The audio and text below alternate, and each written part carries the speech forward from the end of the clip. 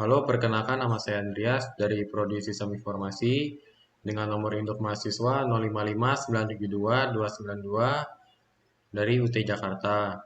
Di video kali ini saya ingin mengerjakan tugas pertama dari mata kuliah Pancasila dan saya akan menjelaskan tentang pelajaran dari sejarah Pancasila bagi generasi muda yang berfokus pada proses lahiran Pancasila dari BPUPKI, Piagam Jakarta, sampai PPKI. Saya lanjut.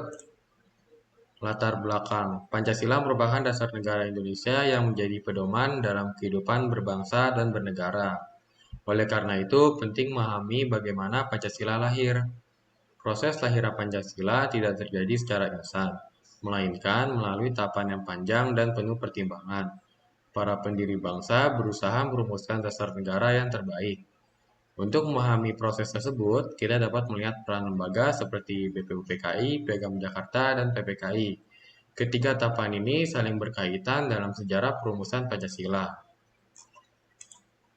BPUPKI. Tahap awal perumusan Pancasila dimulai melalui sidang BPUPKI yang dibentuk pada tahun 1945.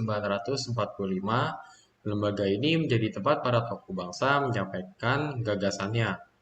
Dalam sidang tersebut muncul berbagai usulan mengenai dasar negara Indonesia. Perbedaan pendapat justru memperkaya proses perumusan. Tokoh seperti Ir Soekarno, Muhammad Yamin, dan Supomo memberikan kontribusi penting. Dari sinilah lahir konsep awal Pancasila pada 1 Juni 1945. Piagam Jakarta.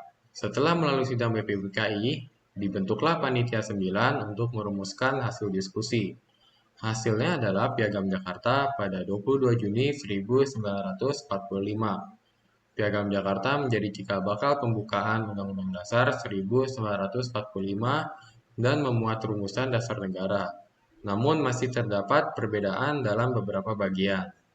Perbedaan tersebut kemudian diselesaikan melalui kompromi antar golongan.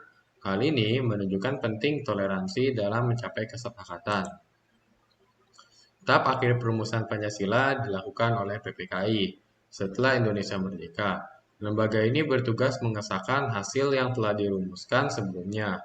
Pada 18 Agustus 1945, PPKI secara resmi menetapkan Pancasila sebagai dasar negara Indonesia.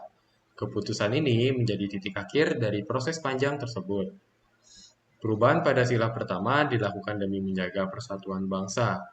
Hal ini menunjukkan bahwa kepentingan bersama lebih diutamakan. Nilai-nilai Pancasila yang tercermin. Dari seluruh proses tersebut, terlihat adanya nilai persatuan yang kuat di antara para tokoh bangsa. Mereka mengutamakan keutuhan Indonesia di atas perbedaan. Nilai musyawarah juga sangat menonjol dalam setiap tahap perumusan. Setiap keputusan diambil melalui diskusi dan pertimbangan bersama. Selain itu, terdapat nilai toleransi yang tinggi dalam menyikapi perbedaan pendapat. Hal ini menjadi kunci keberhasilan perumusan Pancasila. Refleksi bagi generasi muda, nilai-nilai yang tercermin dalam proses lahiran Pancasila masih sangat relevan bagi generasi muda saat ini, terutama dalam menjaga persatuan di tengah keberagaman. Generasi muda perlu menerapkan sikap musyawarah dalam kehidupan sehari-hari. Hal ini sangat penting untuk menyelesaikan masalah secara damai.